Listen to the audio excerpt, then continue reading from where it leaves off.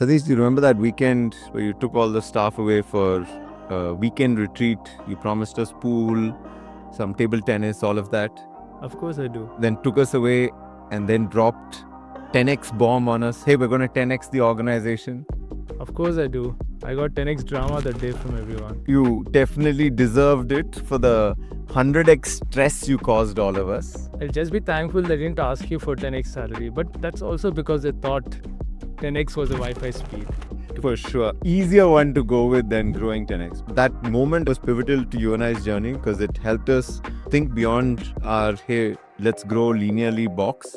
And it changed the game for us because eventually we did get to that 10x goal, how much ever that stressed us out in that moment. 10x growth. It's this buzzword that you hear about if you hang around long enough in tech, in startup, in organizations.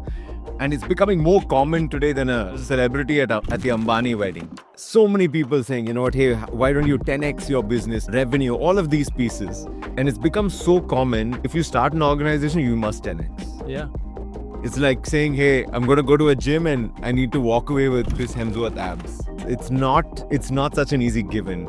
I think it's something for leaders and founders to really grapple with. Like, how do you figure out how to just think about 10x, forget actually 10xing? Yeah. I think it's really important to think about that because otherwise it becomes one of those glamour words or glory words, right? Like you go viral, get on a Shark Tank, and then tada, you're a unicorn. Yeah. And if you really understand the basic narrative around 10x, which has a lot of credit to it, is as humans, we have evolved to think in a very linear way, right? You know, it's step 1, step 2, step 3. It's predictable, right? But the times we live in now, they are exponential times. So if we don't upgrade our thinking and learn to think exponential, as the expert 10x gurus like Peter Diamandis, Salim Ismail tell you that if you don't disrupt yourself, you'll be disrupted like Kodak. Somebody else will disrupt. Kodak and BlackBerry, companies now which have become case studies. So it's very important to understand that part. What do we mean by exponential times?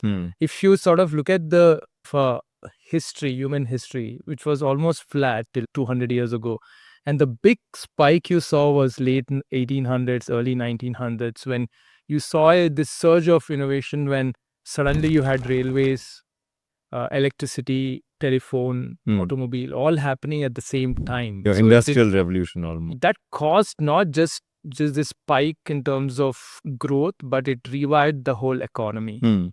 But when you compare those times with today now, they say that we are going through a much larger wave, almost 10x, literally.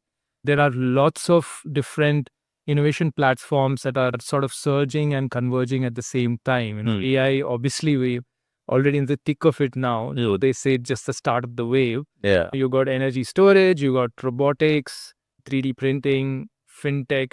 There are so many of those things which are going to go through a wave of growth, which is going to cause exponential growth. When you think of just last 10 years, right? It took Facebook about, they say, 5 years to get to that. To get to 100 million users, which ChatGPT took about 2 months. Crazy. Our brains can't comprehend that. So it's important for us to understand that exponential growth is important. It's and has its space almost. It's a feature of today. Yeah. So it's important to think about that.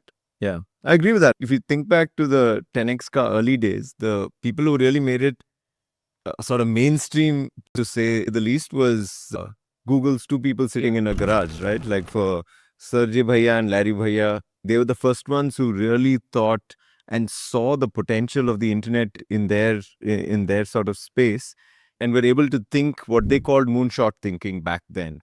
They really saw that next exponential wave. And I think they were very clear. They encouraged their teams also to think, hey, can I 10x rather than just 10% forward, right? Now, can I just... And they really broke the mold. So for them, it wasn't even trendy. It wasn't motivational at all. It was actually a lot more strategic. Yeah, so definitely moonshot thinking wasn't just aspirational. Thinking was very strategic because it can't be a destination, it can't be a goal. 10x for the sake of 10xing. It has to be a decision and it has to be a strategic decision, right? So the fundamental thing we'll have to ask ourselves as leaders is the business model I have, Is it 10x fit? Hmm. Should I be 10xing it? Right? Because you take the most well-known case studies again, Uber versus a regular taxi company service. It doesn't make sense for a regular taxi service to 10x because you're not going to 10x your inventory overnight. Yeah, and they would just crash and burn if they tried to. Yeah. Absolutely. Whereas Uber can because they're running a platform. They're not running a fleet. Same with Airbnb. Right? That's a strategic move for them. Yeah. And that's the important thing to remember. I think for companies, it's critical that the founders really evaluate this because sometimes it's easy just to ride a trend in the industry and say we all should, right? Hey, they're doing, let's do it. The second thing is to think, are they the right fit for it? And also, is this the right time? Yeah. Because you need to prepare yourself for being exponential or for growing 10x. I think sometimes it's easy just to ride the wave almost rather than actually prepare for it. So what do you think are key things that companies need to keep in mind when figuring out, is this 10x for us or not? Should we 10x or not? I think because we've seen this for the last 15 years of so many journeys of 10xing. So we have some really great first principles to look at. Wright's Law is, for example, one of those where the basic thinking behind Wright's Law is that with doubling of your production, the units, the unit price drops. So you got to think if that is applicable to your product or the business model. When you 10x, will the price drop? Because then your margins go up and because if it doesn't, Wright's Law would be wrong. Sorry. Very true. Then there is Moore's Law. Moore's Law is that every 18 months your computing power doubles while the cost drops again. If you're a business that's built on tech, that's your free accelerator.